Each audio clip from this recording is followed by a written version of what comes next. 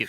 Hello and welcome to the Basketball Goodball Addicts podcast. Today we have a one, and it's really today is about talking about the first round of the playoffs, going over those things. A lot of interesting ending to series and a lot of takeaways, things that have happened, injuries. It's really good stuff that we're going to talk about today. And then there's been a few games that we've seen. Game one of the Golden State Warriors, Memphis Grizzlies, game two of that series, and game ones of other series, and game two and game one of the Bucks versus the Celtics. So we're going to be breaking down those series in 2.5 minute intervals. We're both going to give our takeaways, and we're going to give you guys a really good takeaway from what we're seeing so far. There's some really good things to talk about basketball. So yeah, Chris, what are your takeaways? What are you thinking about this podcast?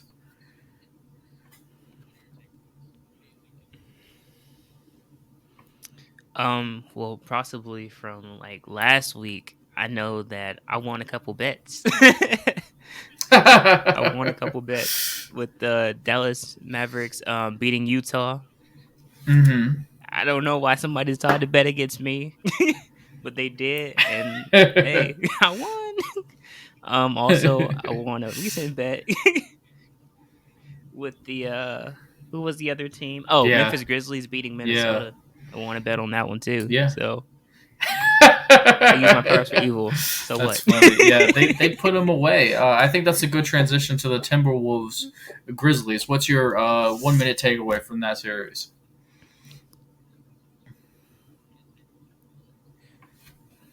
Timberwolves.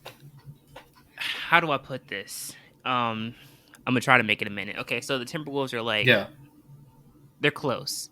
That's what I'm gonna say. They're close because every game they lost Yeah. was a win.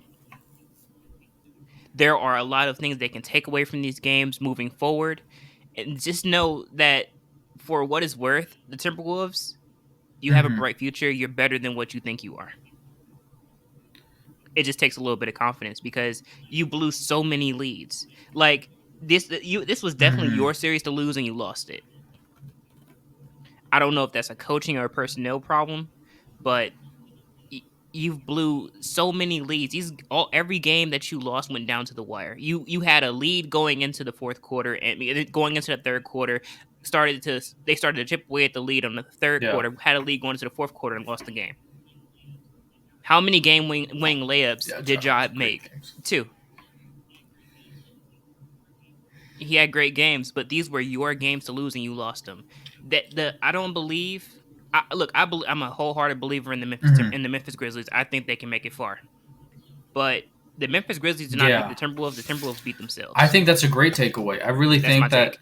they have more talent than the Grizzlies, especially the top three guys, and they just don't use them effectively. And like one example is I saw D'Lo having end of game shots in the last 45 seconds of the game. It's just not the right guy that should have the ball in his hands. Anthony Edwards or Cat are the two guys above that. And right off the bat, I have a quick 30-second pitch. Mike Brown. Mike Brown would be a great head coach for this team. Now, he might be the old Cleveland Cavaliers coach that we all remember sucked with the Cleveland Cavaliers, didn't really utilize LeBron the way he should have. But he's been running that Warriors defense for the last 5 years, and he's been an assistant coach for Steve Kerr for the last 5 years. And he's a Popovich descendant. That's a lot of ball movement and player movement belief, and a guy that's very aware of how to use the post. So, and their biggest weakness is defense. So he'd be Mm-hmm. able to fill in a lot of gaps. I think he deserves a second chance. I think he'd be a perfect fit because they do rely a little too much on the talent. They just don't have a team offense.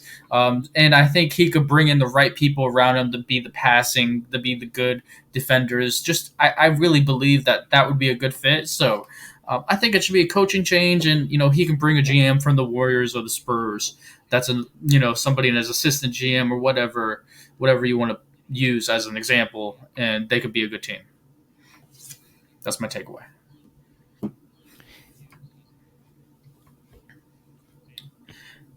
Yeah, one other thing I would say that this series really just showed the Timberwolves' age because a veteran team would have put that game Yes. away and left it as that and Yes. moved on.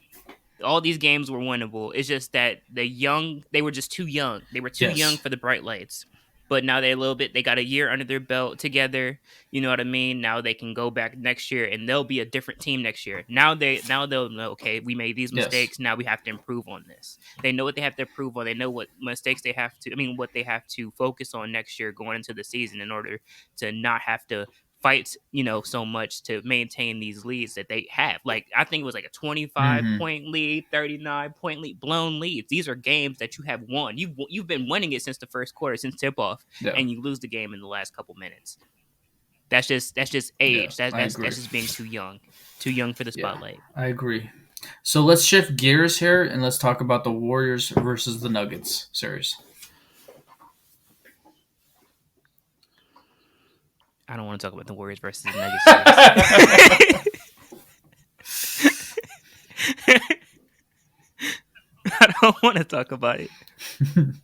Well, I guess if you don't want to talk, I if you don't don't want want to to talk talk about about it, I will. I it. think the Nuggets fans have nothing to be feel ashamed about. You got beat by a better team.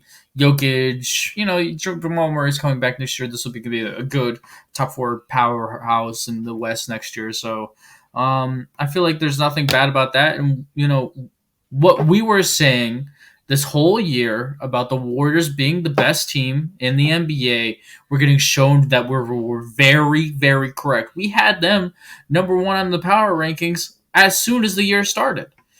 Like, as soon as the year started. So, we're watching us be right on that one. So, Yeah. this is a powerhouse gelling and peaking at the right time, which is very important. Do you have anything you want to say before we move on to the next series?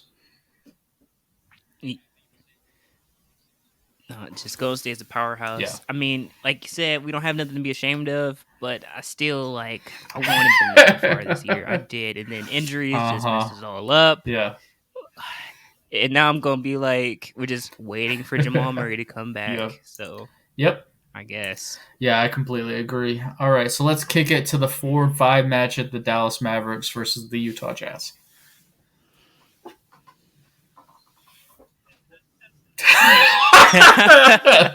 Gobbert. Oh, I know why you're laughing.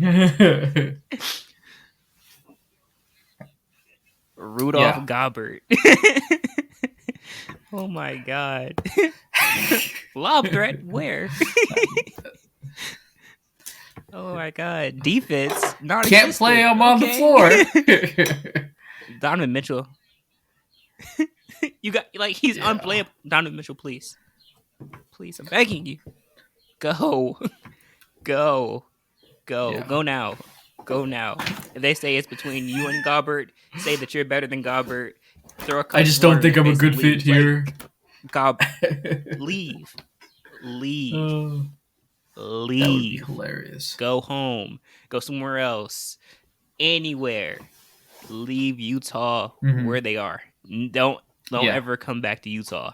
Right. They're not a good team at all. Mm-hmm. Greatly coached, Yeah.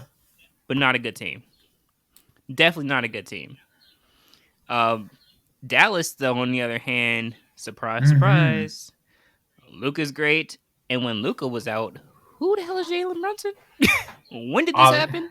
The next goat. It's 41. I guess so. Yeah. When did he join the roster? I mean, he came out of nowhere and dropped He's so 41, good. and you lost that game. Lost the game against Luka, won the game of Luka returning, and then lost two straight. It's just, how do you listen?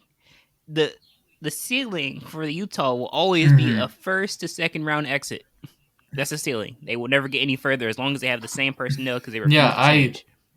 couldn't agree with you more. I think Rudy Gobert is really got exposed this series, and I feel like everybody has to really know Gobbert. now that the greatest Gobert, the greatest defensive center is Bam. If you don't have Bam as the greatest defensive center in the NBA, then you are not watching basketball very closely because Bam doesn't get played out of series ever, and never will. So that's Bam is that guy, and he needs to be getting that credit. So that's my Mm-hmm. takeaway. And Luka's phenomenal. Luka's a top 5 player in the NBA. It's a fact now. He might even be better than KD. Easily. Yeah. All right. Let's go to the Suns beating the Every playoff he Pelicans. gets better. That's a fact. He does get better every playoffs. Ooh. Ooh. Every playoff he gets better. But the Suns beating the Pelicans? Okay, so listen. Here's my take on this. Pelicans. I had some faith in you at one point. I was thinking, okay, we could see another upset kind of playoff because of Mm-hmm. injuries. Brooklyn Nets weren't at full power. Not saying that that's why they lost, but they lost because they're not that great of a team, badly coached, got knocked out by the Celtics. Then Devin Booker has a hamstring injury and technically wasn't supposed to come back because it wasn't reported that he had the injury. So then you kind of get screwed out of semi's appearance because you would have beat Mm-hmm. the Suns otherwise. But the bright spot in that is that Chris Paul put some respect on his name. Put some respect on his name. That game that Devin Booker wasn't supposed to play, I think he still would have lost that one. I mean, I was rooting for Pelicans all the way. I was like, oh yeah, Pelicans can win this. But the way Chris Paul played, he played like he was like, I'm not taking no for an answer. I think he scored like Mm-hmm. 14, 15 straight, like didn't miss. It had like 33, 34 points. And he hit that little drive stop shoot shot like over like one of the centers and knocked it in for the win. Like, yo, put some respect on Chris Paul. That look, it's a lot of players right now in the NBA that are aging gracefully, and Chris Paul is one of them. Yes. His Yeah. game is timeless. He'll Yeah. always be effective because it Mm-hmm. doesn't require a lot of athleticism to do what he does. No. Put some respect on his name. Yeah. I think we have to start talking about. He's got to be a at least a borderline top 5 point guard of all time. That's where he is. He's just so special. Especially Easily. people forget how athletic he was at the beginning of his career with the Hornets, or New Orleans Hornets, I think they were called back then. And he's a special guy. And this team is Yeah. plays together. They move without the basketball. They play as one. They pass. It's a very good system Monty Williams has over there, and they're the favorites to come into the Western Conference Finals facing the Golden State Warriors. And yeah, that's my takeaway. Are you ready to talk about the Heat versus the Hawks? Let's see what you have. What do you have for me for that series? Yeah.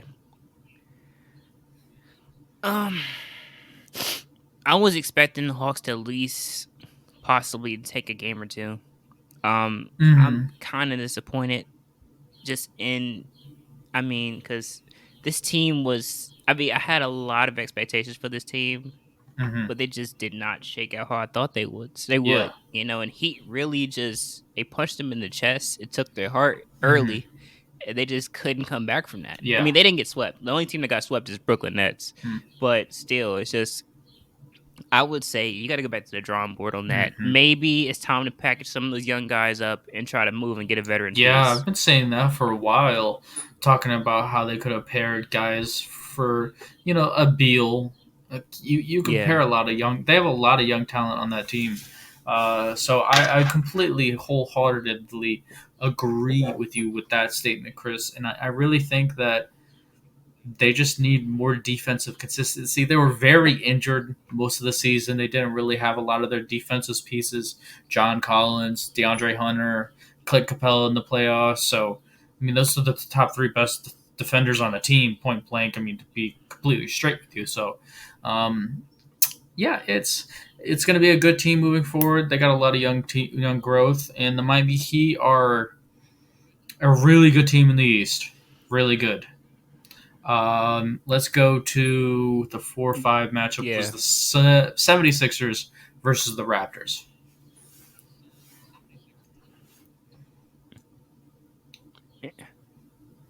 Inter- oh, that one scared me for a little bit. That one Yeah. actually scared me. Joel Embiid in the beginning, consistent, really taking over the game. They did win a game with Joel Embiid, and then Joel Embiid gets injured, I think, with the Yeah. thumb, and then they Mm-hmm. start taking games, and I'm like, okay, a little worried here, a Mm-hmm. little worried. Yeah. Then they come back, seal the game, but I mean, now I'm even more worried now after seeing that. Not saying that Toronto isn't a good team, but I'm worried about the 76ers because of the production of James Mm-hmm. Harden. I'm Yeah. worried. Uh, When Joel Embiid is Go ahead. down, it I, he doesn't show up. Yeah. I first things first. A ton of credit to Nick Nurse, coaching brilliance. What he's done over there is he's a top five coach in the NBA. Secondly, with James Harden, as the James Hmm. Harden fan in this group, I gotta be first to say he cannot be put into top 20 NBA player conversations until we see him be better. There's too many good players in the NBA right now. I mean, even guys like Let's Donovan go. Mitchell, D Book, are better than him right now. Um, it's just he's either lost a step, and this is the way it's going to be for a while, or he's playing with an injured hamstring. I've heard, and he's just going to have to get healthy. It's either one of the two. But until we see him next season, you can't put him in that list. And to be honest with you, he's not enough to really be the player that I want him to be right now. So yeah, that's a sad reality. So you ready to Yeah. move on to the Bucks versus Um, the who they play? Bucks versus Bulls. Thank you. Bulls. What's your Bulls. takeaway? They played the Bulls. That was a complete reckoning. A Mm-hmm. complete reckoning. Yes. That was a complete reckoning. The Bucks really, truly ran through, bulldozed, stepped over, stomped into the Mm-hmm. ground. The Bulls. Yeah. Every fear I had Yeah. about playing without Lonzo was realized. Only problem I have going forward is that well, I just don't. I still see the Bulls as a great team, and I think that once Lonzo comes back next year, they incorporate him, work him back in. As long as he can stay healthy and everything like that, they will Mm-hmm. be a great team again next year. It's just that they just need a bit more size. You see what the Celtics did with are doing with the Bucks right now is kind of like Mm-hmm. maybe, but it's kind of I don't know if they just get like a little bit more size, that extra defense really, because they didn't have Chris Middleton for a little bit of that, Mm-hmm. so it kind of they had opportunity there, but they just couldn't. What's the Close. word for it? Yeah. They couldn't execute.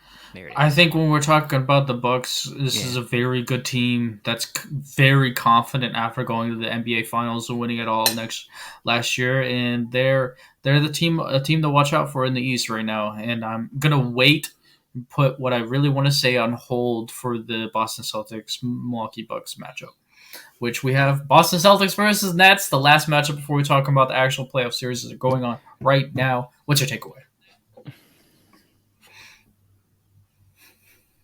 Oh, actually, Jay, you remember we already went through this. Uh We already huh. went through Boston Celtics Nets. Yeah, that's true.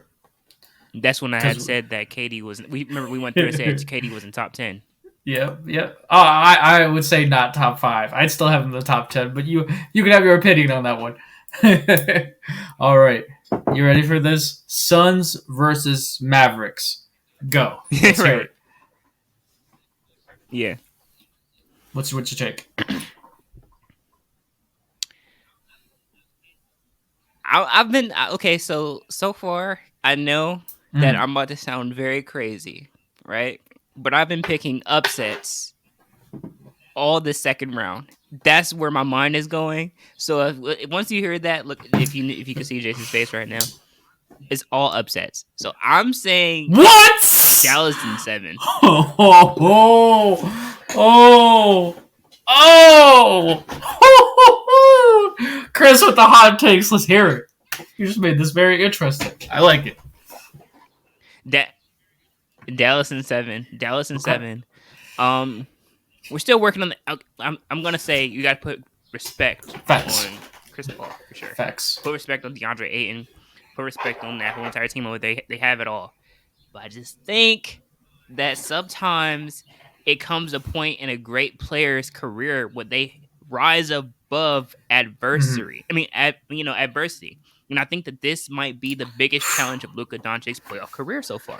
Besides the Clippers, who Yeah. he almost beat by himself. Clearly, we see that he's not completely Mm-hmm. by himself anymore.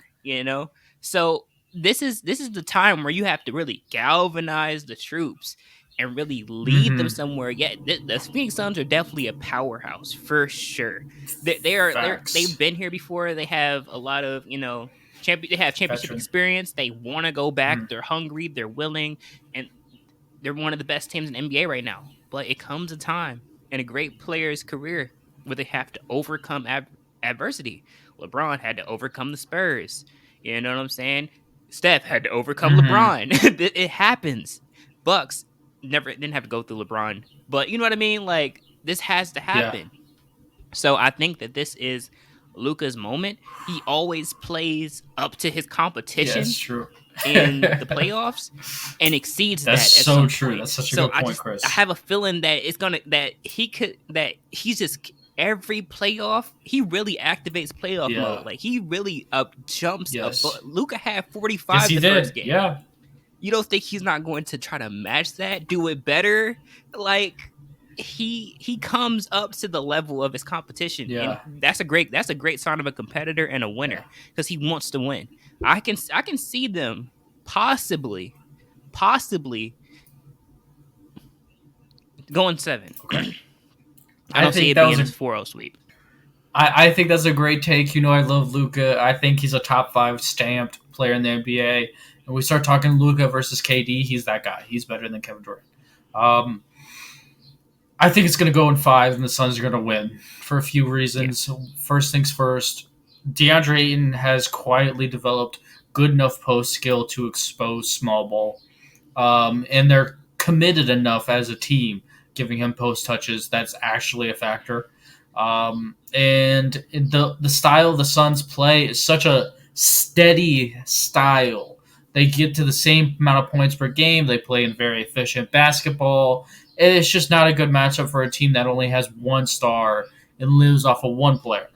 And, you know, the Suns have a ton of small forwards: Mikal Bridges, Cam Johnson, Jay Crowder, Devin Booker. That's a lot of bodies you can throw at Luca. So that fit him size wise.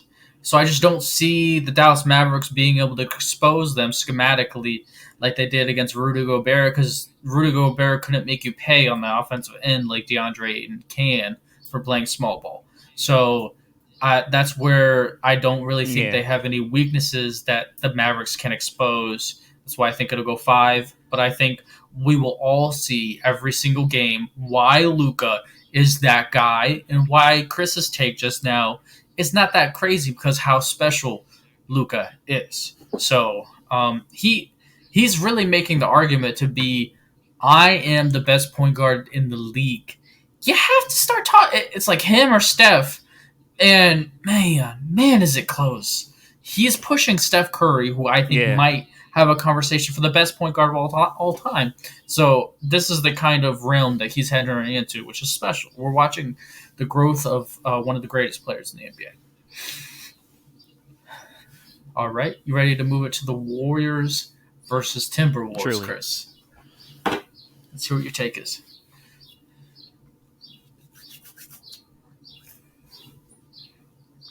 Oh, I said I'm picking underdogs and upsets all second round. You said Warriors Grizzlies, right? Yes. I'm picking Grizzlies. Grizzlies in seven. What? Grizzlies in Oh seven. my gosh! Again with the upset. Let's go. Okay, let's hear it, Chris. I'm excited. I'm notepad and all. Grizzlies in seven. Grizzlies in seven. The biggest downfall for the Warriors is Draymond Green right now. If he can stay on the floor, they're unstoppable. The fact that he's constantly out, he got ejected and then he had to leave the game last time too. Like that becomes a problem. If he stays on this trend, refs are going to start teeing him up, getting him out of there, and then it's going to be a problem. Now that's just on the Warrior side, but on the offensive side, which is the Grizzly side, in my opinion, John Morant is the best player in this series. Honestly, without a doubt. He is really jumping and showing that not that he should have like because in my opinion, I mean he made a jump, from for the most I mean from last year 19 to like, but he's a star, a legitimate superstar. He will after this series ends, he will be looked at differently, completely differently. This guy is reaching those superstar heights, and like I said, it becomes a time in a great player's career. I mean, it's a little early for Ja, but this could be it where you have to rise to the occasion. He has the team, he has the personnel, everybody's playing and firing on all cylinders. I mean, they may lose Dylan Brooke, with that flagrant foul yesterday, but he even rose above that. They beat they won convincingly. I mean, just it's 5 points, but still that's a win. And that was at home too. So we'll see how it goes in Oracle. But I have the Grizzlies winning. I think that Ja is really coming into his own this season. This is his next couple games to lose. The ball is in his court. He has to score. He has to really lead his team. He has to put the entire Grizzlies on his back, and I believe he can do it. Well, I'm going to disagree with you. I think Warriors at 5. I don't think they're going to lose another game.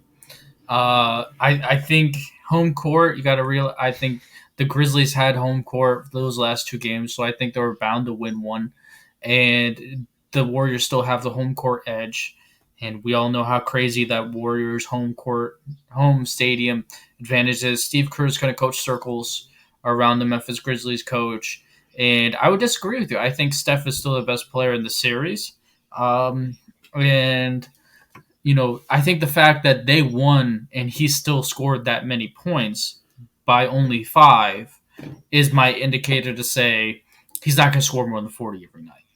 They're not going to win every game like that. And it's a game of the way the Warriors play basketball, team offense, movement, all of those type of things. And they just have too much talent. They have too much offensive firepower, and there's nothing for the Grizzlies to expose because they're built kind of similarly with multiple guards and the way they play. So, yeah, I think this is going 5, and the Warriors roll on, in my opinion.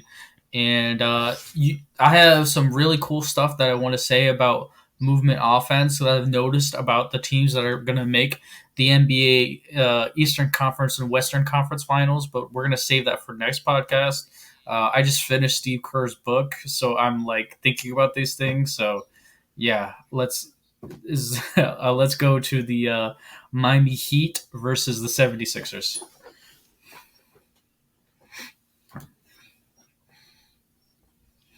I'm that. That's not an upset for me. Miami Heat takes that Yeah, series. so sad. It taken in 5 actually, because Joel Embiid might be back for game 3 or 4, Too late. and they gonna win that game possibly. But other than that, it's Miami It's Heat so in sad. 4. I mean It's in so 5. sad because the Miami, this would have been a really good series for MB to show how amazing he is.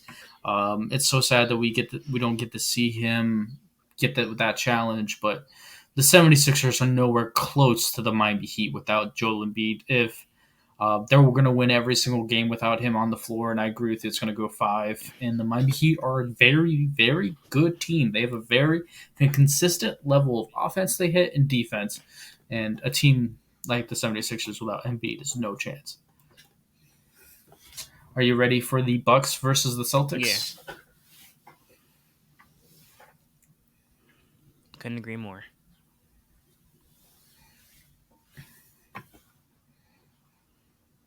What's your takeaways on the Bucks versus the Celtics?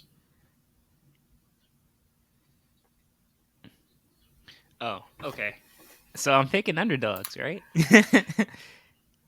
Celtics in 6. Wow, Chris, going for it all. All right, let's hear it.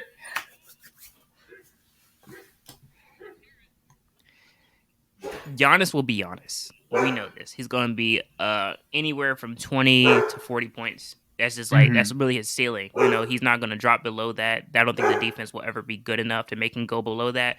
But shooting percentage and just being just a little bit annoying is what we've seen in game two from Grant Williams. If that can be pretty consistent, we can drop his percentage from a career Mm-hmm. high, maybe 60 something percent, as what it normally was during the regular season, to maybe 36%, which it was in the last game, which was last night.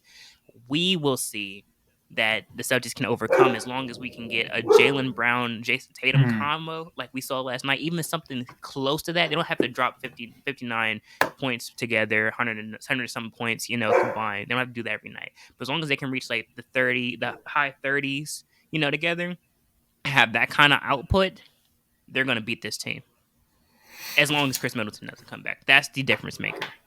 Yeah, I'm going. If Chris Middleton's back by game three, I'm going Bucks and six. If he's back by game four, I'm going Bucks and seven. If he's back by game five, I'm going Bucks and seven. If he's back by game six, I'm going Bucks and seven. All right. um, the reason why is yes, the Celtics are a good team, but I think we're watching the birth of the best player in the NBA. The reason why is he is so selfless. We with the gimmicky defenses really did used to work against Giannis Antetokounmpo, but it does not work anymore. He is just such a good passer, so good at using his threat to score and attack the basket, and manipulating every inch of possible manipulation and impact that can happen from him on an NBA basketball game. He is 6'11", he makes the right play, and he averages 30, 10, and 5. 30, 12, and 6 is the best defensive player on the floor. This is the best player in the NBA right now. This is that guy. Giannis is that guy. And I think we're just gonna watch him dominate the series. It's gonna be Brook Lopez is in the corner. What are you gonna do? The whole series. And he's just gonna dominate with all the spacing. And when Chris Middleton gets back, it's a wrap. Put him in the coffin. The Celtics are too small, funny enough, because the Brooklyn Nets just got exposed by the Celtics being too big. Um, it's Giannis, and we're watching the birth of that guy, where it's like he is going from a superstar to this is the best player in the NBA. We're watching a guy that we can rank in top 10 all time. We're watching a guy try to become a GOAT right now. And I think we have to start taking perspective here that he's doing this and Yeah. dominating a while without Chris Middleton. Him and Drew Holiday is very comparable to LeBron and Larry Hughes. It's starting to be comparable to LeBron James. And that's special. And he is special. And we're witnessing greatness. And I think he's too much for the Celtics. That's my takeaway. And it's funny that you say that because in the beginning of the season, Yes. preseason, and even last season, at the end of last season, we both had a podcast where Mm-hmm. we went on here and you said the window for the Suns and the Bucks have closed. Mm-hmm. So now we're reneging on that. Is the window is wide open? Is what you're telling me? Yeah, it's the Giannis window. It's when you have Giannis, all things are open. He's getting to that point in time, Chris, where it is domination at a superior level. It's size, speed, quickness, good play. Like basketball purists love him because he's so selfless. Like the dude has no ego. It's insane. Like I Mm-hmm. don't know how he does it. That's just who he is. This is a lot of people from old times basketball, John Wooden fans. You know what I mean? Those kind of guys, old heads, who probably love watching Giannis Antetokounmpo.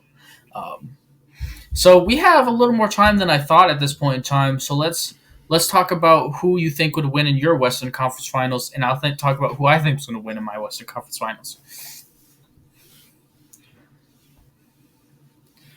Oh, who would I have? I would have Minnesota. Dallas. And who was the other? In Yeah, Minnesota. Memphis. My I mean, bad. no, not Minnesota. Memphis. Dallas. All Memphis. right. Memphis would win my John Western Conference Morant in the Finals. They NBA would. Finals. Okay, okay. Yeah, I What would have about it. your Eastern Conference Finals? Yeah. Celtics Yes. versus Heat. That's an interesting. Celtics in 7. It'd be a great series. They're built very similarly. Uh, Yeah. I was about to say that. Yeah, but if they overcome the Bucks, then they would officially be the best team in the East. So they would, without a doubt. I think that they would have it to go in, to run all right. into the Heat and give Celtics them problems. versus Celtics in Grizzlies in 7. your NBA Finals. Wow, you got Celtics. the Celtics as the Celtics best winning. team in the Celtics NBA win it right all. now. Okay, okay, okay. All right. Love to see it, Chris. Love to see it. I think in my Western Conference Yeah. Finals, I would have the Warriors in 6 because they both play team basketball. Um, and in the East, I'm having the Bucks. The Bucks come out the East in 6 versus the Miami Heat. Be a good series. They play both offensively. Giannis is just too much, but Eric Spoelstra is going to be, really going in depth with that coaching battle there. And I got the Warriors beating the Bucks in. We're gonna go 6 because Giannis' size difference is going to be an interesting factor. But Draymond Green being the best defensive player in the world, he's a power forward matching up with Giannis is about the worst matchup you can have for Giannis. So I think the Warriors are going to still win the NBA Finals. But I got the Bucks coming out the East now. I am, this Giannis is reaching a level of greatness that is impressive. We got to start talking about him versus Kobe, him versus Bird, him versus Magic, him versus Tim Duncan, him versus David Robinson, him versus Hakeem Olajuwon.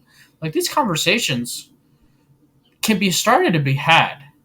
So special, special. We're witnessing the birth of that guy, and he's that guy right now. Mm.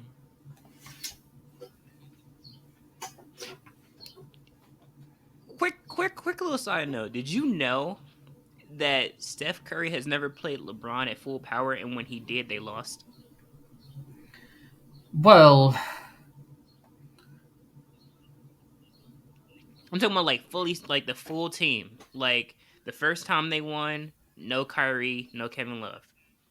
When the Cavs won the next year, they had Kyrie and Kevin Love, full power mhm, team. Next yeah, year, there was there no Kyrie the next year, yeah, the following KD. I year? mean, you Yeah, no had Kyrie the KD following too. year. You had So he's KD. never beat LeBron at full power. Yeah, I Yeah, guess but so. still, he's never beat LeBron at full power. Mhm. Yeah, Just a little side note. Just I something I think thought about just recently. Le, Huh? I mean, we're talking about the GOAT here, so LeBron overcomes all. He just he just overcomes. That's LeBron Yeah, James's nature. Um, yeah, and we're true, witnessing the birth of a great one here. true. Just never Greatness beat him in at full Giannis power. Antetokounmpo. Yeah, Yeah, I definitely have an extremely for like sure. something in the front of my head about basketball. And it has to do with like team movement and player movement and offensive schemes moving back in time a little bit to an older time frame of basketball. That just look at the top 4 teams: the Heat, the Bucks, the Warriors, and the Suns play a very different brand of basketball than was being played 5 years ago by the Houston Rockets, for example. So next podcast, you're definitely going to want to tune in and hear this breakdown because I got something in the top of my head that's going to be really fun to listen to.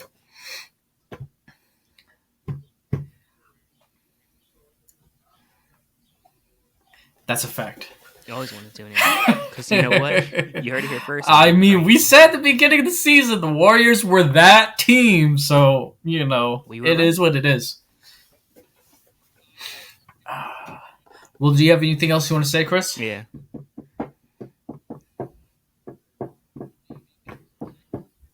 No, you got anything, Jay? I got nothing other than we really appreciate you guys, to listen to our podcast, real valuable listeners. We really have the goal of trying to reach those 5-star reviews on Apple Podcasts, Spotify.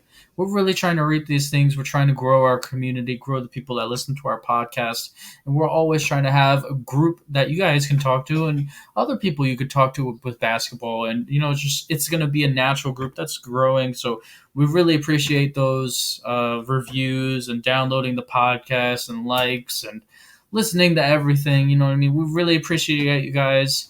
And yeah, do you have anything else you want to say, Chris?